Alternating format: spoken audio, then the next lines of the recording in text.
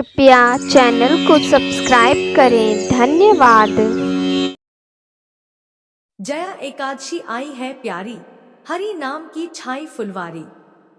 व्रत पूजन से कृपा बरसाए, सब पाप मिटे सुख शांति पाए।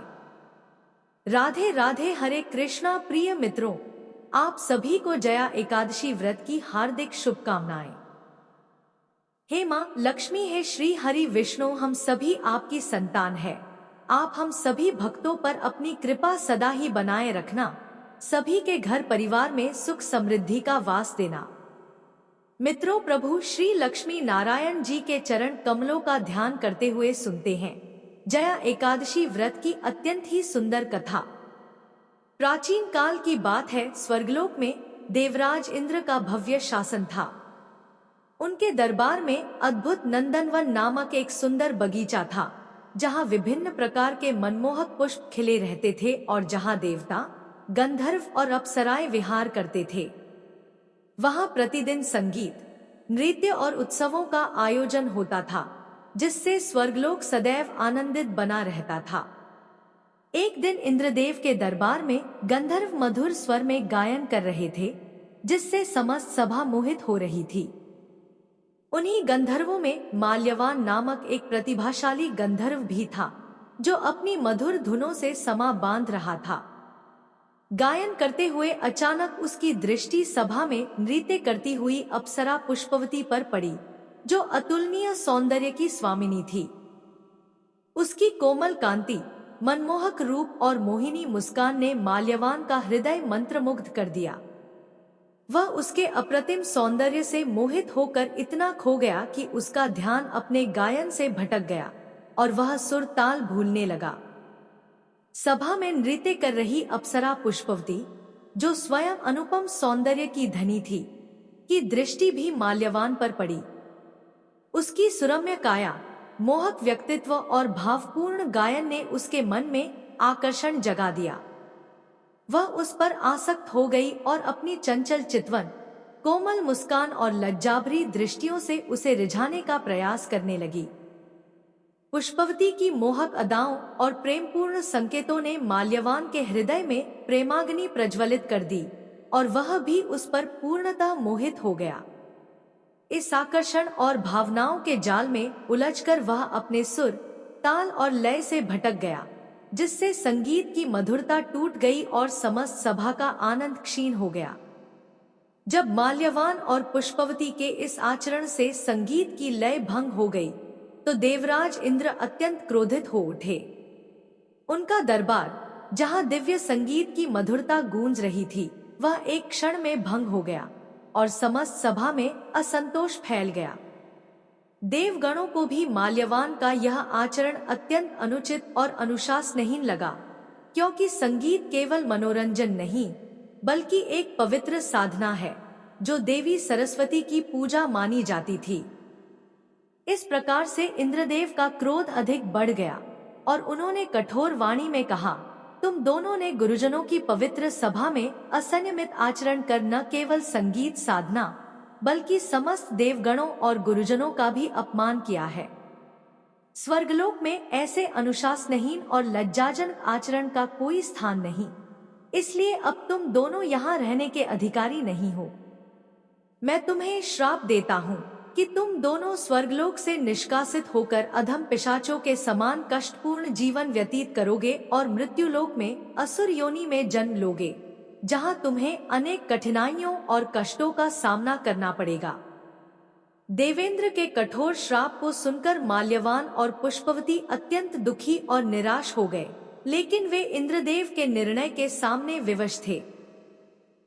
श्राप के प्रभाव से वे अपना पूर्वजन्म और स्वर्गलोक की दिव्यता पूरी तरह भूल गए और हिमालय के दुर्गम, बर्फीले प्रदेशों में पिशाच योनि में जन्म लेकर कष्टपूर्ण जीवन जीने लगे। इस योनि में आकर वे समस्त सुख सुविधाओं और इंद्रियों की अनुभूति से वंचित हो गए। उन्हें न स्वाद का भान था, न सुगंध का अनुभव, न किसी वस्तु के स्पर्श का कोई एहसास। उनका जीवन केवल पीड़ा और यातना से भरा था।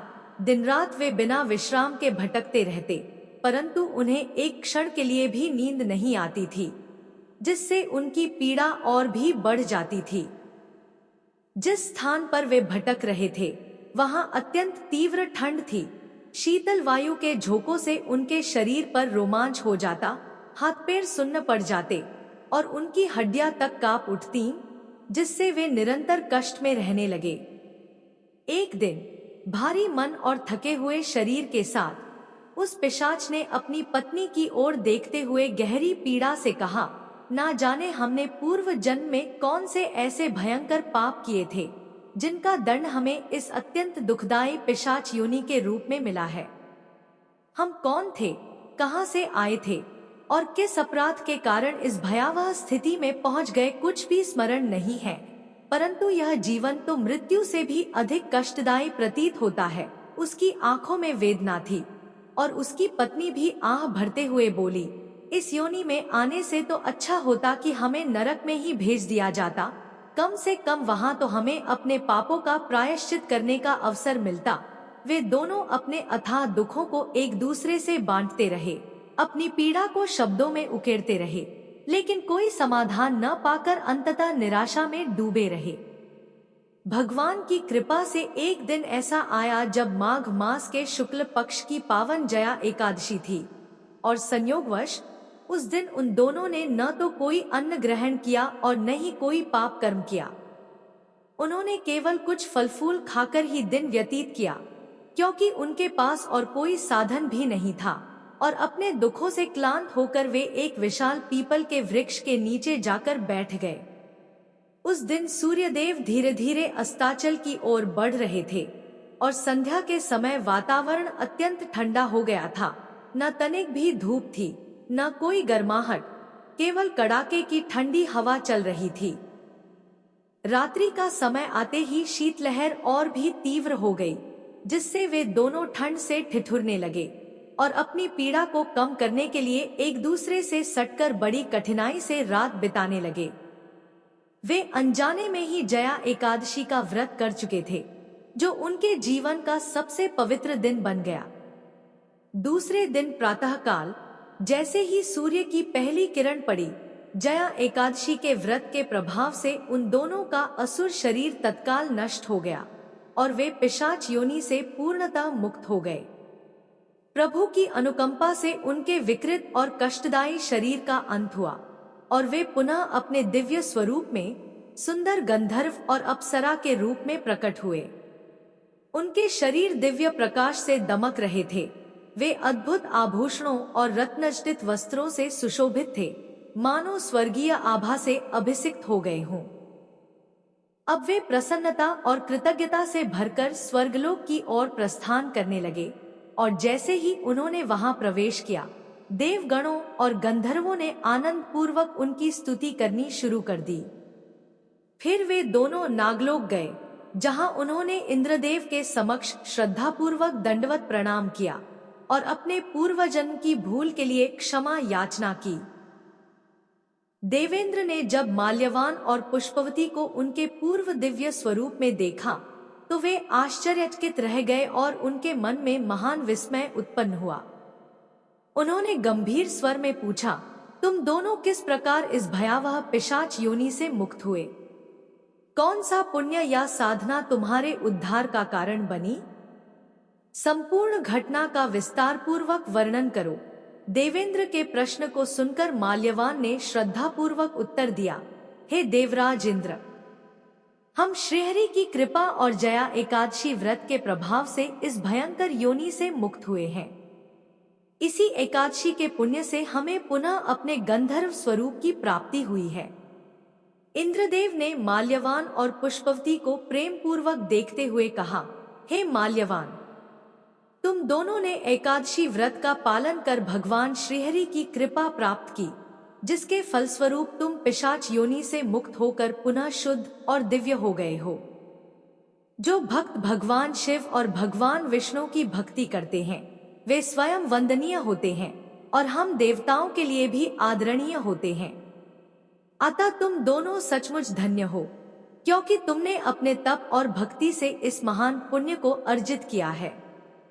अब बिना किसी बाधा के तुम दोनों प्रसन्नता पूर्वक देवलोक में निवास कर सकते हो और अपने पूर्व स्थान को पुनः प्राप्त कर सकते हो। श्री कृष्ण ने अर्जुन से कहा, हे पार्थ, जया एकादशी के व्रत का पालन करने से जीव को सभी नीच योनियों से सहज ही मुक्ति प्राप्त हो जाती है। जो मनुष्य श्रद्धा और भक्ति से इस एकादशी का उपवास करता है, वह समस्त यज्ञ, दान और तप के पुण्य के समान फल प्राप्त करता है। इस व्रत के प्रभाव से साधक सहस्र वर्षों तक स्वर्गलोक में वास करता है और अंत में मोक्ष को प्राप्त करता है।